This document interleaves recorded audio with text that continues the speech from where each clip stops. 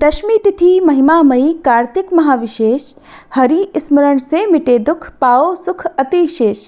सुनो कथा हरि नाम की, कर लो मन में ध्याय। कष्ट मिटे सब आज ही, मिले हरि का सहाय। जय श्री राधे, हरे कृष्णा। आप सभी का आज की कथा में बहुत बहुत स्वागत है। इससे पहले के सभी अध्याय सुनने के लिए और कमेंट्स करने के लिए आप सबका बहुत बहुत धन्यवाद। आज सुनिए कार्तिक मास महात्म्य का 10वां अध्याय। किसी गांव में सास और बहू रहा करती थी। एक बार सास ने बहू से कहा कि बहू, मैं कार्तिक स्नान करना चाहती हूँ। तो बहू बोली, माँ जी जरूर करो, मैं भी आपके साथ कार्तिक स्नान कर लेती हूँ।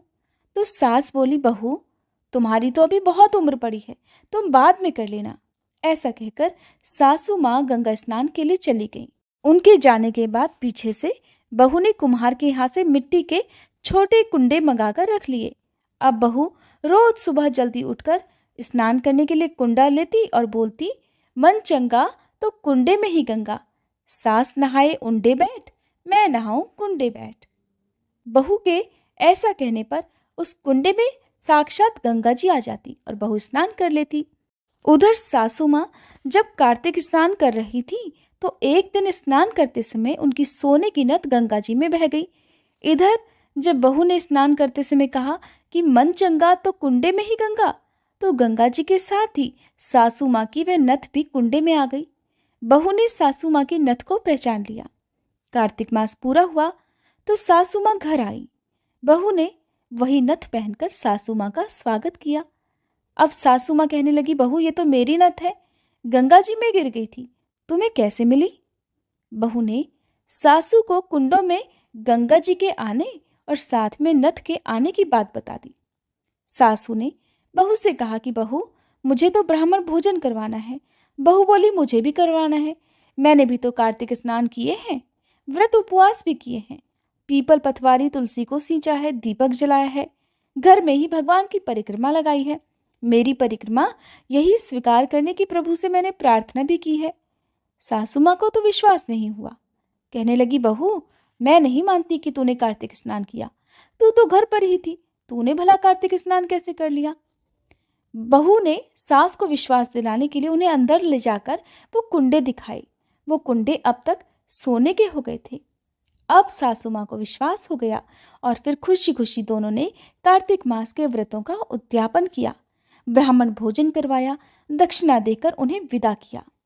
इस कथा को कहने सुनने और हुंकारा भरने वाले सभी भक्तों का कल्याण हो और सभी को ऐसा ही फल मिले जैसा उन सासू माँ की बहू को मिला और सासू माँ को मिला। अब सुनिए कार्तिक मास महात्म्य का आज का अध्याय। इससे पहले के अध्याय में आपने वलाक राक्षस की कहानी सुनी। इतनी कथाएं सुनने के बाद महाराज पृथु ने देवर्षि नारद से प्रार्थना की कि हे देवर्षि, आपने कार्तिक महात्म्य, कर्क चतुर्थी व्रत और गृहस्थ धर्म के बारे में मुझे इतना कुछ बतलाया है। आप कृपा करके तुलसी जी का महात्म्य भी बतलाने की कृपा कीजिए। तब देवर्षि नारद बोले, नारायण नारायण। हे राजा पृथु, प्राचीन काल में सह्याद्री क्षेत्र के करवरीपुर में अत्यंत ज्ञानी, धर्मात्मा और ओम नमो भगवते वासुदेवाय मंत्र का जप करने वाला धर्मदत्त नाम का एक ब्राह्मण रहा करता था। वह अतिथियों का आदर सत्कार भी खूब करता था।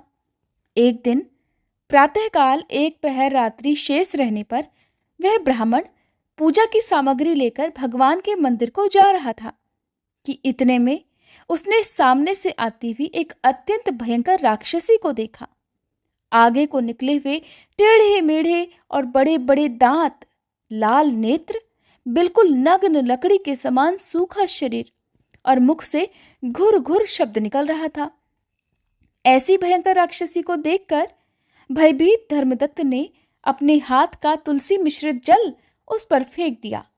जल में मिश्रित तुलसी दल शरीर पर स्पर्श करते ही उस राक्षसी के समस्त पाप उसी क्षण दूर हो गए और वह तो हाथ जोड़कर धर्मदत्त के पैरों पर ही गिर पड़ी।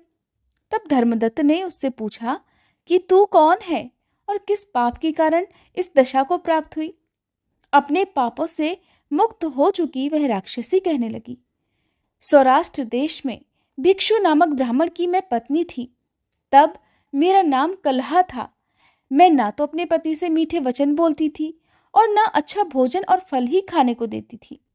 इस व्यवहार से दुखी होकर जब मेरे पति ने दूसरा विवाह करने का निश्चय किया तो क्रोध में आकर मैंने विष खाकर अपना शरीर त्याग दिया।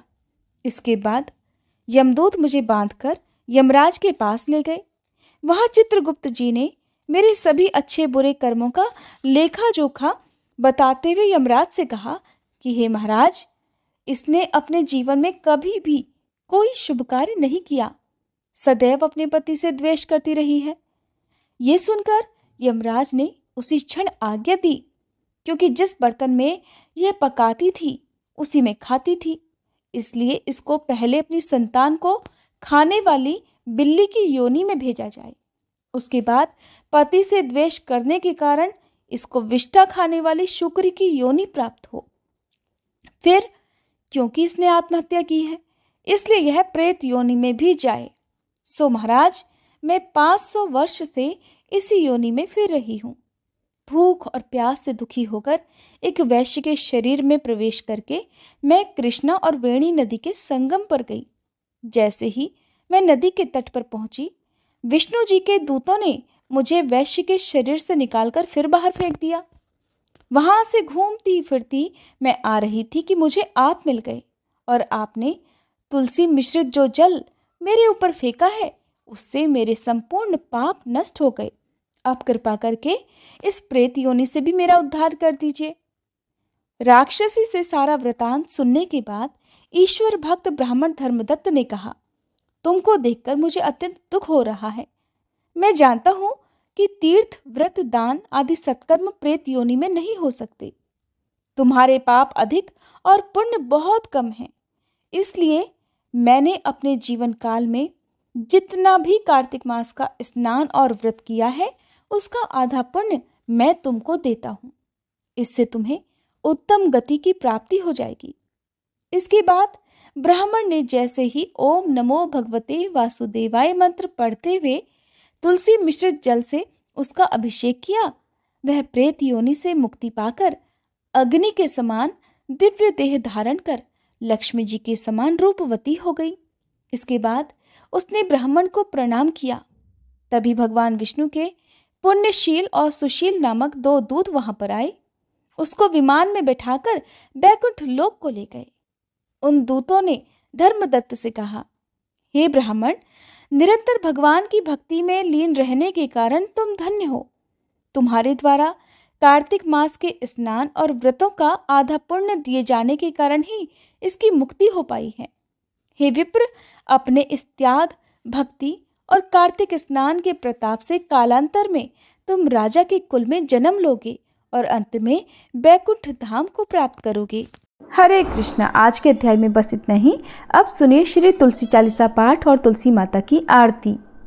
जय जय तुलसी भगवती सत्यवती सुखदानी, नमो नमो हरिप्रेसी श्री वृंदा गुणखानी। श्री हरिशीष विरजनी देहु अमर वर अम्ब, जनहित हे वृंदावनी अब न करहु विलंब। धन्य धन्य श्री तुलसी माता, महिमा अगम सदा श्रुति गाता। हरि के प्राण हो से तुम प्यारी, हरहि हेतु कीन्हो तप भारी। जब प्रसन्न है दर्शन दीन हो, तब कर जोरी विनय उस कीन्हो। हे भगवंत कंत मम होहु, दीन जानि जानि छाड़हु छोहु। सुनी लक्ष्मी तुलसी की बानी, दीन हो श्राप कध पर आनी। उस अयोग्य वर मांगन हारी, हो बिटप तुम जड़ तनुधारी। सुनि तुलसी ही श्रव्योत ही ठामा, करहु वास तुहु नीचन धामा। दियो वचन हरि तब तत्काला, सुनहु सुमुखी जानी होहु बिहाला। समय पाई ब्योहरो पाति तोरा, पूजहि आस वचन सत मोरा। तब गोकुल मह गोप सुदामा, तासु भई तुलसी तू बामा। कृष्ण रास लीला के माही, राधे शक्यो प्रेम लखि नाही। दियो श्राप तुलसी तत्काला, नर लोक ही तुम जन्महु बाला। यो गोप वह दानव राजा, शंख चूर्ण नामक शिर ताजा। तुलसी भई तासु की नारी, परम सती गुण रूप अगारी। अस द्वै कल्प बीत जब गयहु, कल्प तृतीय जन्म तब भयहु। वृंदा नाम भयो तुलसी को, असुर जलंधर नाम पति को। कर अति द्वंद अतुल बल धामा, कीन्हा शंकर से संग्रामा। जब निज सैन्य सहित शिव हारे, मरहि न तब हर हर ही पुकारे। पतिव्रता वृंदाती नारी, को न सके पति ही संहारी।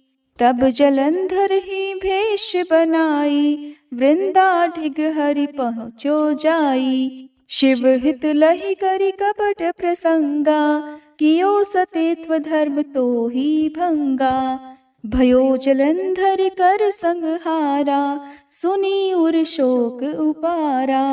तिह क्षण दियो कपट हरि टारी, लखि वृंदा दुख गिरा उचारी। जलंधर जस हत्यो भीता, सोई रावण तस हरहि सीता। अस प्रस्तर सम हृदय तुम्हारा, धर्म खंडी मम पति संहारा। यही कारण लहि श्राप हमारा, होवे तनु पाषाण तुम्हारा। सुनि हरि तुरत ही वचन उचारे, दियो श्राप बिना विचारे। लख्यो ना निज करतूत पति को, छलन चाहियो जब पार्वती को। जड़ मति तुह अस हो जड़ रूपा, जग में तुलसी बिटप अनूपा। धग्व रूप हम शाली ग्रामा, नदी गंडकी बीच ललामा। जो तुलसी दल हम ही चढ़ई है, सब सुख भोग परम पद पई है। बिनु तुलसी हरि जलत शरीरा, अतिशय उठत शीश उर पीरा। जो तुलसी दल हरि शिर धारत, सो सहस्त्र घट अमृत डारत। तुलसी हरि मन रंजनिहारी, रोग दोष दुख भंजनिहारी। प्रेम सहित हरि भजन निरंतर, तुलसी राधा में नाही अंतर। व्यंजन हो 56 प्रकारा, बिन तुलसी दल ना हरहि प्यारा। सकल तीर्थ तुलसी तरु छाही, लहत मुक्ति जन संशय नाही। कवि सुंदर इक हरि गुण गावत, तुलसी निकट सहस गुण पावत। बसत निकट दुर्वासा धामा, जो प्रयास ते पूर्व ललामा। पाठ करहि जो नित नर नारी, हो ही सुख भाषहि त्रिपुरारी। तुलसी चालीसा पढ़ी तुलसी तरु गृहधारी, दीप दान करी पुत्र फल पावहि बंध्यहु नारी। सकल दुख दरिद्र हरिहार हुए परम प्रसन्न, आशय धन जन लड़ही कर बसहि पूर्णा अत्र। लाही अभिमत फल जगत, महिलाहि पूर्ण सब काम। जेई दल अर्पहि तुलसी, तह सहस बसहि हरि राम। तुलसी महिमा नाम लख, तुलसी सूत सुख राम।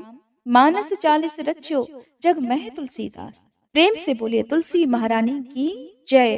तुलसी महारानी नमो नमो, हरि की पटरानी नमो नमो। तुलसी महारानी नमो नमो, धन्य तुलसी पूरण तप कीनो। शालिग्राम बनी पटरानी नमो नमो। तुलसी महारानी नमो नमो, हर की पटरानी नमो नमो। जाके पत्र मंजरी कोमल, श्रीपति कमल चरण लपटानी नमो नमो। तुलसी महारानी नमो नमो, हरि की पटरानी नमो नमो। कौन महीने बोई रानी तुलसा, कौन महीने हुई हरियाली। नमो नमो तुलसी महारानी, नमो नमो हर की पटरानी। नमो नमो कौन महीने हुई तेरी पूजा, कौन महीने हुई पटरानी। नमो नमो तुलसी महारानी, नमो नमो। आषाढ़ मास में बोई रानी तुलसा, सावन महीने हुई हरियाली। नमो नमो तुलसी महारानी, नमो नमो हरि की पटरानी। नमो नमो कार्तिक मास में हुई तेरी पूजा, मंगसिर मास हुई पटरानी। नमो नमो तुलसी महारानी, नमो नमो हर की पटरानी। नमो नमो धूप दीप नैवेद्य आरती, पुष्पन की वर्षा बरसानी। नमो नमो तुलसी महारानी, नमो नमो हर की पटरानी। नमो नमो 56 भोग 36 व्यंजन, बिन तुलसी हरि एक न मानी। नमो नमो तुलसी महारानी, नमो नमो हरि की पटरानी। नमो नमो जो तुलसी को सवेरे गाए, श्री कृष्ण के दर्शन पाए। नमो नमो तुलसी महारानी, नमो नमो हर की पटरानी। नमो नमो जो तुलसी को दोपहर गाए, खीर खांड का भोग लगाए। नमो नमो तुलसी महारानी, नमो नमो हर की पटरानी। नमो नमो जो तुलसी को सांझ को गाए, श्री कृष्ण की आरती उतारे। नमो नमो तुलसी महारानी, नमो नमो हर की पटरानी। नमो नमो जो तुलसी को रात को गाए, श्री कृष्ण के चरण दबाए। नमो नमो तुलसी महारानी, नमो नमो हर की पटरानी। नमो नमो सब सखी मैया तेरो यश गावे, भक्ति दान दी जय महारानी। नमो नमो तुलसी महारानी, नमो नमो हर की पटरानी। नमो नमो तुलसी महारानी, नमो नमो हर की पटरानी। नमो नमो।